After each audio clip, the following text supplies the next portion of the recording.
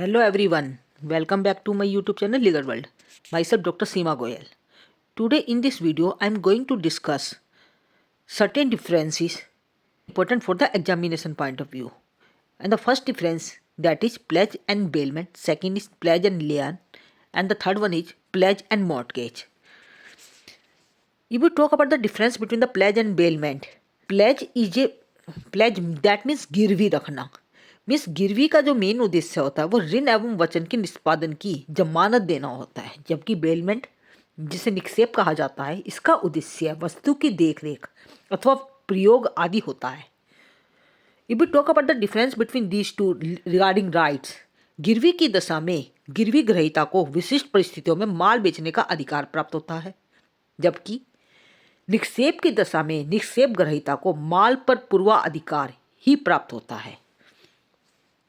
And thirdly, if we talk about the difference between these two regarding their use of goods, गिरवी ग्रहीता को माल का प्रयोग करने का अधिकार नहीं होता in the case of pledge, while in the case of payment निक्षेप ग्रहीता पर माल के प्रयोग के संबंध में कोई भी प्रतिबंध नहीं होता.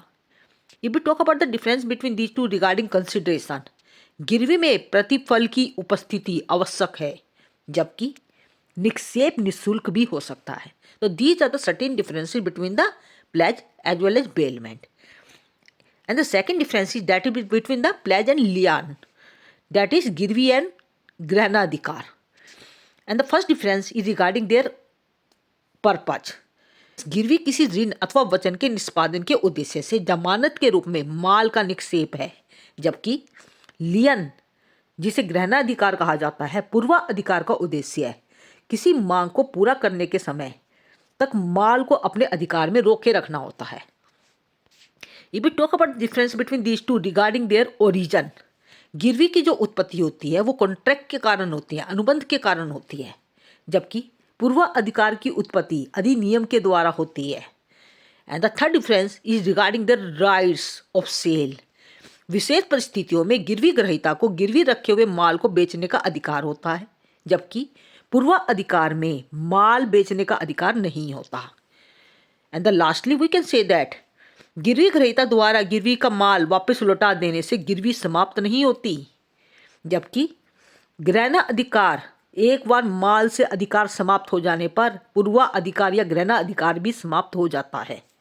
तो these are the certain differences between the pledge as well as lien. And the last difference is that is between the pledge and mortgage, गिरवी एवं बंधक में अंतर.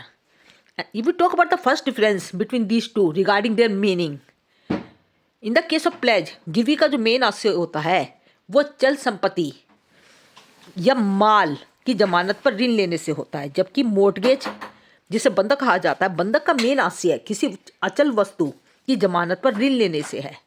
And the second difference is regarding there restrictions. गिरवी दाता गिरवी की वस्तु पर कोई भी प्रतिबंध नहीं लगा सकता, हाँ वो वस्तु को बिकवा सकता है, जबकि बंधक की स्थिति में कुछ परिस्थितियों में बंधक की संपत्ति पर प्रतिबंध लगाया जा सकता है.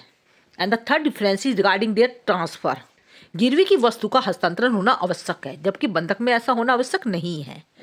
And the fourthly that is difference between their regarding their rights. गिरवी में वस्तुओं के अधिकार का हस्तांतरण होता है, स्वामित्व का नहीं, जबकि बंधक की दशा में पूर्ण वैधानिक स्वामित्व कुछ शर्तों के साथ बंधकों के पास चला जाता है, परंतु वस्तुओं का अधिकार बंधककर्ता के पास ही रहता है. And the lastly that is regarding there payment of their credit. यदि गिरवी दाता ऋण का समय पर भुगतान न करे तो गिरवी ग्रहीता गिरवी दाता को सूचना देकर ही वस्तु को बेच सकता है, जबकि बंधक में संपत्ति को बेचने से पहले न्यायालय से आज्ञा लेनी पड़ती है. तो these are the certain differences between the pledge as well as mortgage.